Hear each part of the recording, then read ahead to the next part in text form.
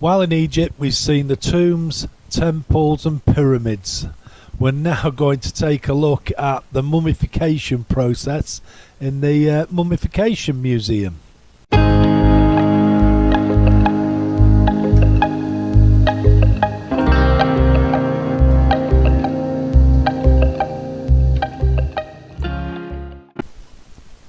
The mummification process starts with the purification of the body with sacred water. Bandages are smeared with molten resin and the body is then wrapped with the linen bandages. This mummy and coffin are of the high priest Amunna. Prior to the mummification process, the liver, intestines, stomach and lungs are placed into alabaster canopic jars. Each jar is protected by one of the four sons of Horus. In the jar with the human head, the liver is placed.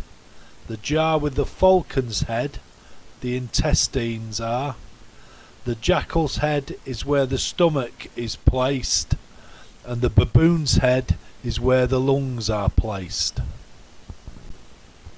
Tools used for the mummification process include a chisel to fracture the skull, a spatula and spoon to remove the brain, a razor to cut the abdomen, scissors, tweezers and forceps to separate and remove the eschara, which is the fatty tissue within the stomach, a brush to clean the dried debris from the abdomen cavity, a punch to make a hole in the bone to bind it back together, and a needle to sew the incision on the abdomen.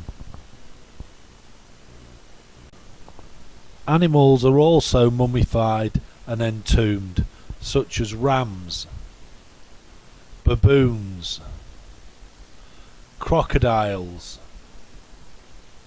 fish and cat.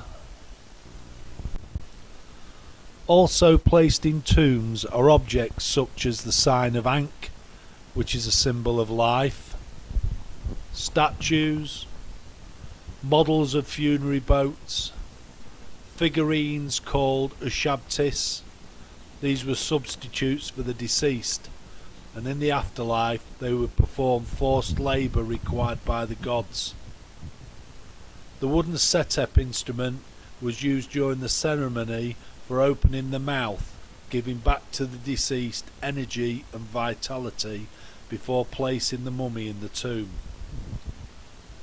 Here are a few other objects that you would find in tombs.